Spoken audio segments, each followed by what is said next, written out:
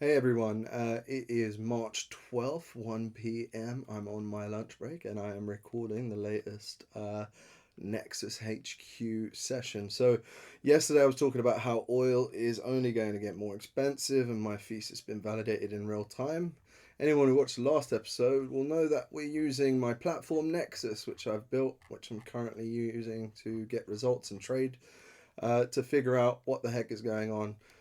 So this is not just an LLM wrapper, it gets various deterministic signals in and it then uses those along with some proprietary algorithm stuff under the hood to come up with what might actually happen. So obviously it's not a crystal ball, can't tell the future, although it tries to.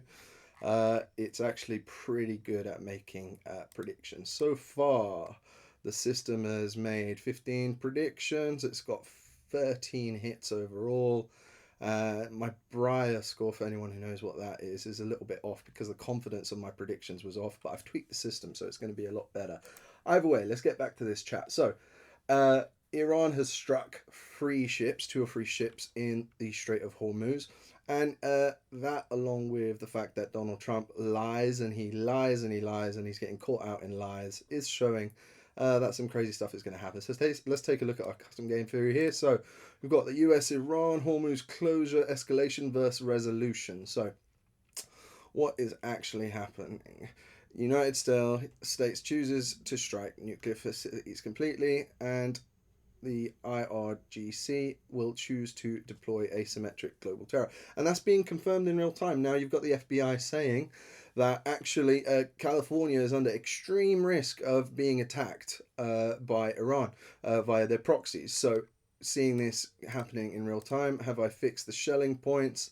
So our shelling points, and we've got convergences here. So what my system does, it tries to find convergences and parallels in history. And basically we could see that, we might end up having negotiations of ceasefire via back channels. Personally, I don't know if that's really going to be possible because you need to understand the mindset of the Iranians who were loyal and who have new loyalty to uh, the old guard in Iran. And for them, this is more than what it is for Trump. Trump is a very vain, transactional person. For them, they actually have values and they have their own set of ethics, and they have the word doesn't come to tongue right now, but they are fixed and they are resolute in what they believe is right and true, and they will stick to that. They have principles. They're principled. That's what I was looking at. You may not agree with their principles, but they are principled, and when you have people that are principled, they end up following through with what they say, unlike with Trump, who is a highly unprincipled person who will lie and deceive to try and get to where he wants. um, and obviously we've got these options here, and then we also have a bunch of escalation ladders. So first one, so negotiation via the back channels, Qatar, Oman, and meanwhile, whilst there's asymmetric cyber attacks and terror attacks off of the back of this, but we're yet to see something happen. But the FBI doesn't warn about it for nothing. Ceasefire via the back channels as well. I mean, personally, again, for the reasons I stated, I don't see that happening right now. Not for a bit. I think Iran is trying to slap the US in the face, and also, for them, this is an existential thing, man. They see this war as either they win or lose, and I don't think they want to lose. And then you've got all of this. I won't go too deep into these because there's a lot of information here, and then my video would be way too long. I'm going to try to keep it under 10 minutes. I always will. So you got the Iran crisis now as a Bayesian analysis. I won't go too deep into this because it gives a little bit away the source. But either way, you got the most likely actions to happen. What are the escalation paths, and what confidence we have that those things are going to happen? So, the fear on assessment is that we're in a moderate bargaining range, and there may be some stale outcomes. It depends on the actors in this whole thing from being cooperative or calculating. And I mean, right now we're seeing both sides not being cooperative, they're both being calculated for their own gains. And obviously, the main thing is how much it costs the rest of us and how much outside pressure there is to resolve things. But the people involved are very, very resolute in what they're doing. So I see this going on for quite a while still. I think our energy prices, oil prices, are going to continue to soar until they somewhat stabilize, and then eventually they might come down if we find new paths. Overall, so the intelligence digest over the last 48 hours. Iran has hit 2 more oil tankers off in the Gulf. The IDF struck critical nuclear sites near Tehran. So again, it's timing this against my thesis, by the way, that we talked about in the last video, which is oil's going to go nuts, and it is happening in real time. And this is stuff that the system was saying, last week, even 2 weeks ago. But I only got it to a point where it's presentable for others quite recently, and I thought I'm going to start these videos. So, seeing as it's such an important topic, and if you follow along with this, you can make some money. So Iran has escalated attacks on Gulf infrastructure, as we can see, so the supply threat is clearly widening. Oman has evacuated key oil port that they have, so again, it's regional spillover, which we predicted would happen. The UK minesweeper towed towards Portsmouth, so they're basically trying to get ready so they can try and assist in any way, such as clearing the mines once they have the ability to. You've got Saudi activating the East-West pipeline potentially, but again, I've talked about this.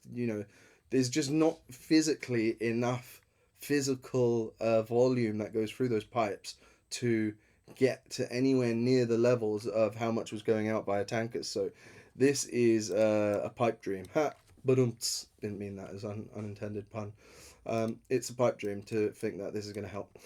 So Russia and China are clearly feeding Iran battlefield intelligence, and not only that, think about it. China wants Taiwan. They are also currently feeding Iran with weapons. So China is getting to see in real time how their weapons are going to work for their future war. So they have a clear incentive to keep this war going a little longer, at least so they could see how their weapons are doing. We've had 3 million Iranians displaced as per the Washington Examiner. And more cyber attacks like we've already talked about, and the oil price surging. So there's not any de-escalation from anything that we see right now, and all signs indicate that things are only going to get worse. So yeah, it's not looking too good. So I mean, ultimately, let's just because this video is starting to get a bit long. So right now, so far, the thesis has been confirmed pretty well. So, the top headlines, like we said, is the US is not ready to escort tankers through. It's just not going to happen just yet. Iran has hit the tankers, like we said. UK's minesweeper is going towards Portsmouth because obviously they're going to have to clear out the mines that have been laid.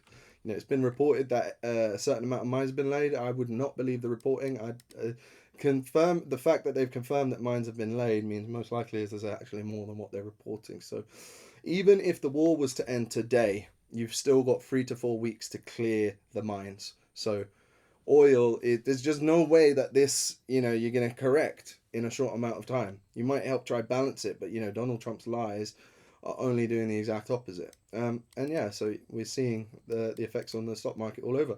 And what we're seeing is also just the fact, you need to bear in mind that this is going to have an impact on the results of the stock market once they come out, which happen very soon.